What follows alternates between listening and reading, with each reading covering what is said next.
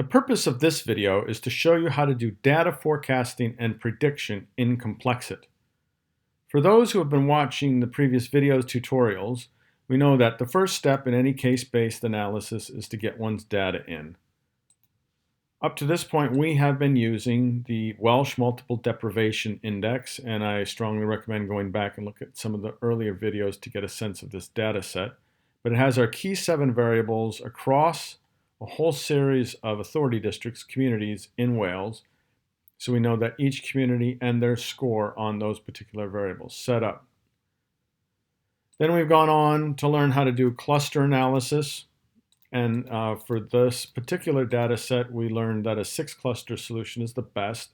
We know the clustering for the data set, and we know the cases that belong to the data set. And then we also know we've moved on from there to use the self-organizing map neural net, knowing that a 6x6 grid's the best, and we've trained the SOM on the data set to arrive at the best model of fit. Here's the key though, notice that word training. When we look at exactly what machine learning is, we find out that this notion of training and testing is crucial to it. There's a lot of talk today about machine learning and deep learning and artificial intelligence and data forecasting and prediction. It's actually a relatively simple process in terms of the computation involved. However, the accuracy and capacity for that to be correct is a whole other domain, which is part of the reason we've created Complexit.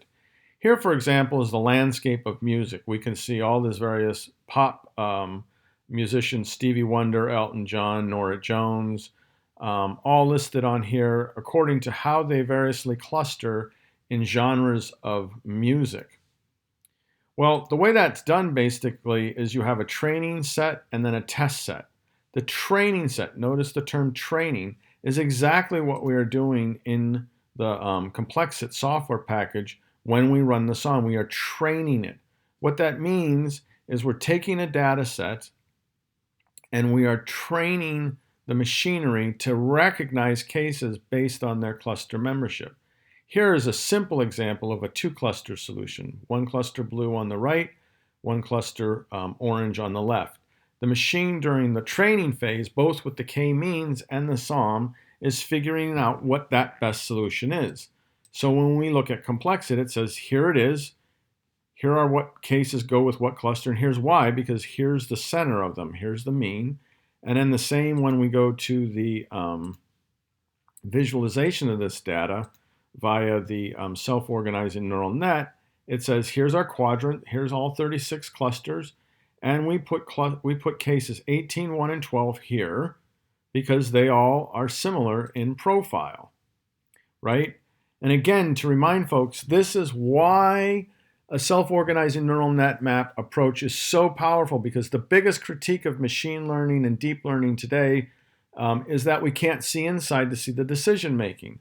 Well, we can visualize why the SOM put the information where it did, and when we compare that with the k-means, we can see how both algorithms, why they're placing the cases where they're placing them, and what information accounts for that, as well as understanding the relative weight of factors that determine that positioning, which again, for those who are new to this idea, you can go back and watch the actual tutorial on training the SOM. So we've got that, but then the next step in machine learning is this idea then of testing new data. Now that the machine knows pretty well how to place cases respective to each cluster based on their profiles, what happens when you're given new data? So in the case of the current study, for example, what we have is we have our 2014 Wales Index of Multiple Deprivation data. Here are the 23 communities. Here are their scores on the variables that we looked at, the 7 of them. Then what we also have is a data set of what that information looked like 2 years later in 2016 for just a smaller set of communities. I just randomly chose them just for the purposes of this analysis.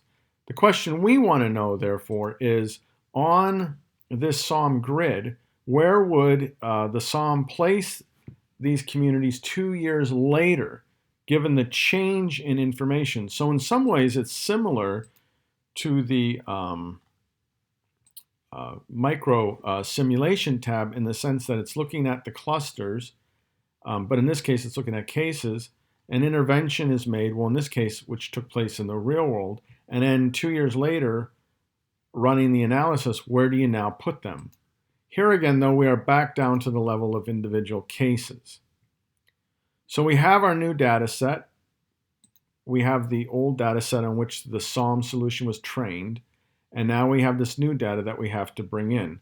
A note that I just want to point out, while this stuff is all being run, your cluster analysis and your SOM, all that information is being saved in the background. When we go to the video tutorial on the downloading of the report, you actually get the k-means solution as an Excel file. You get the cluster case identification information as an Excel file. You get the SOM solution, which can be run in R to do other types of data forecasting and prediction, or to re-upload in other various software packages to do further forecasting.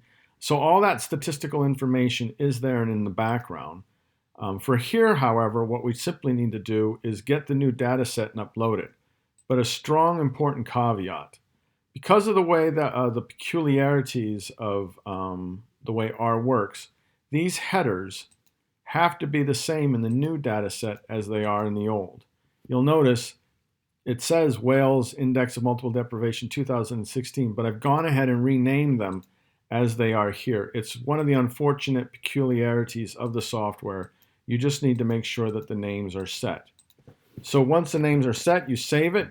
Make sure it's saved as a CSV file. We say yes, and we go ahead and pull in the data. The new data, Wales Index of Multiple Deprivation 2016. Data is uploaded, and we hit classify. Oops, an error. The variable names for the new cases do not match the original names. We need to go back and look, therefore. When we go across and we look, we see that, okay, these names look pretty close. Income, employment, birth weight. Oh, look, birth weight is spelled wrong. It should be a capital W. Now we save as CSV, yes. Now we should be able to upload the data and it should work. Everything needs to be exact. Upload's complete, and then we go ahead and classify our profiles. What you have here is you have the case ID, so you can go back and look at the Excel file. Case 1, case 2, 3, 4, or case, down. So Cardiff is right here, for example, and we can look at Cardiff and the other factors. Here's their case ID. What we first get is the best quadrant to which they belong. So what we see is case ID 1, okay, belongs to the best quadrant is quadrant 6 right here. Whereas case ID 2 belongs best to quadrant 36, which is over here, and downward. What we've also provided is the second best quadrant. If we recall, when we ran the SOM, one of the key things with quant error and topographical error is to know what's the next best fit and how well does that work. So we see that the best quadrant is 6, but the next best is 5. We see it's relatively similar. This is the best fit, this is the next best fit. 36 over here, but then quadrant 4 over here. 24 right here, but the next best quadrant is 4. So we see that we got a nice perfect fit, and then potentially with error what might be the next best fit, and then we get the new profile just so that we can check it cross. And that's part of the strength of being able to look at this data.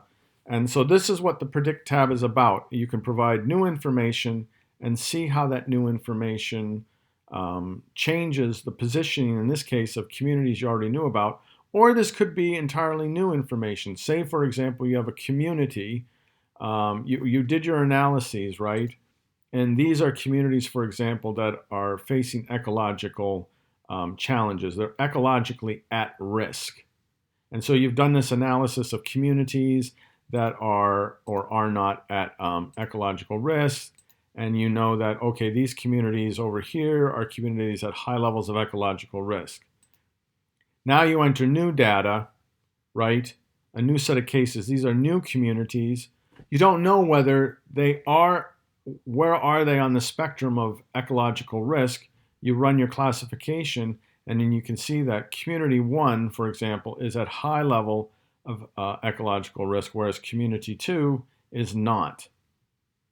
So you again then can check those profiles against the training set data to look at that. So it's very useful for not just predicting new instances of the same set of cases, but also predicting the membership of cases you have yet to look at.